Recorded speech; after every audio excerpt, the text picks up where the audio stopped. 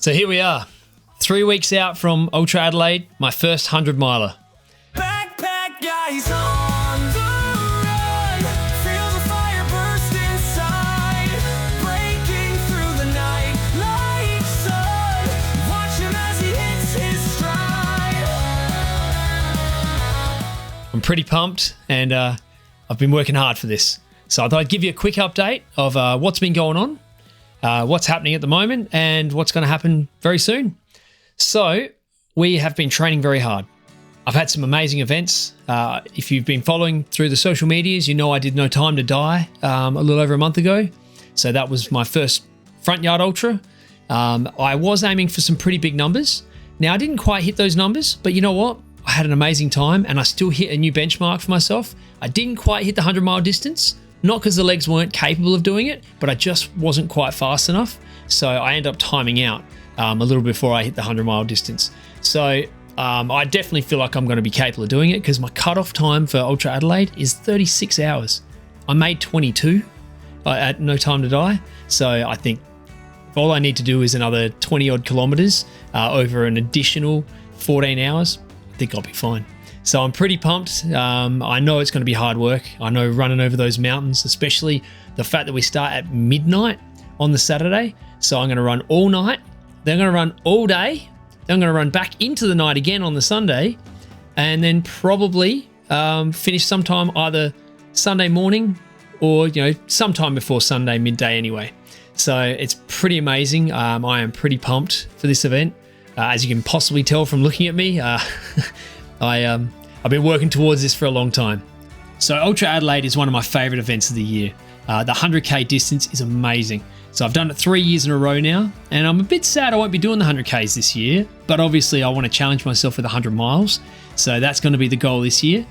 But over the next week and a half, I'll be releasing my video from last year's Ultra Adelaide, the 100K distance, where I added a little more onto the end to make it a bit more exciting.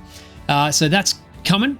That'll be a great video, worth the watch if you're getting ready for the event this year. No matter what distance you're planning on doing, it'll be worth checking out that video and seeing what I've been through. And make sure you go back and check out my Ultra Adelaide 2023 video because that was an epic event and I had such a good time. That's one of the best runs I've ever had and it's a really good video, worth the watch. Lots of ups and downs, lots of excitement. So go and check that one out. So I'll be doing heaps more updates on this channel. I'm going to try and pump out some more videos, some shorter ones, some review videos, not just events, but I've got plenty of videos of pretty amazing events coming as well. So keep an eye on the channel and make sure you go back and check out the Ultra Adelaide 2023 video and the 2024 video when I release that in the next week and a bit. Use that to get yourself pumped. And if you're not doing the event this year, maybe watching some of these videos might just get you excited for next year's event. So you would have seen in some of my earlier videos about ankle injuries and some other bits I've been through. Well, I'm still dealing with the ankle. It's a lot stronger than it has been, and I've run plenty of Ks on it. I do feel it early on in the run, but it loosens up as the run goes by. So we're working hard on recovery on that. So one of my other big focuses has been strength training. I was having some issues with the core, so I thought, well, let's get some work happening. So I've been doing kettlebell work. I've been doing some good floor work, just good stretching, making sure that I'm building some strength and building some more flexibility.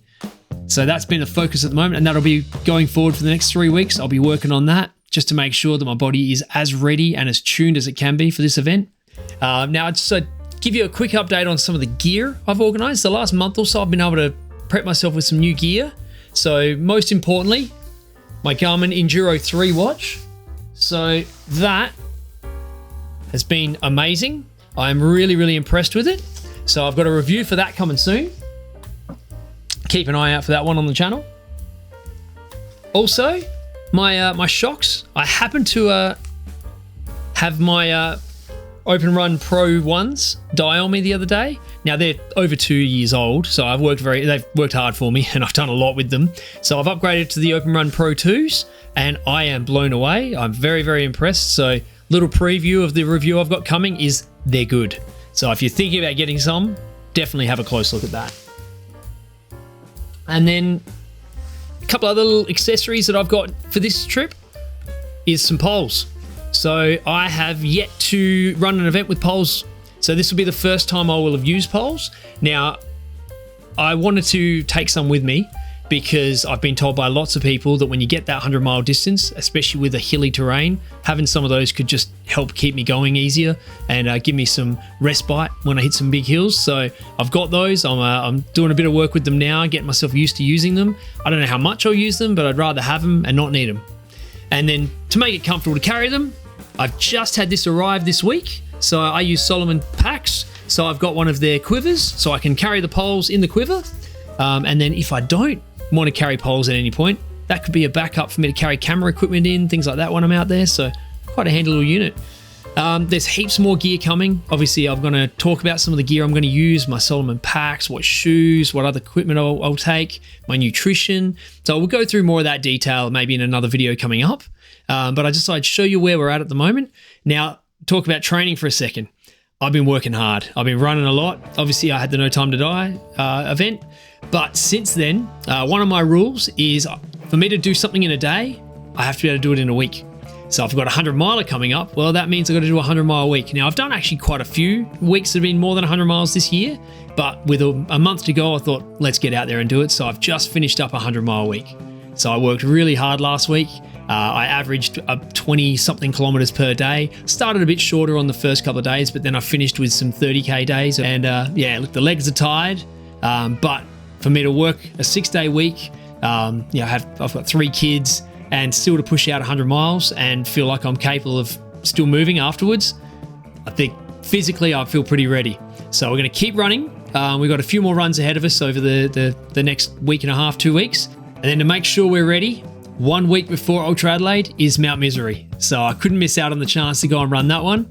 Obviously, it's a bit shorter a distance, so it'll be a good way to test the legs and see where I'm at. So I've got a couple of mates that I've said we're going to run it together, and it'll be good fun. And after that, then we can really rest and taper more, getting ready for the 100-miler. So that's kind of where we're at. That's what's coming up. So keep an eye out for some updates about Mount Misery and updates about what I'm doing with my gear for this event and how I'm going to tackle it.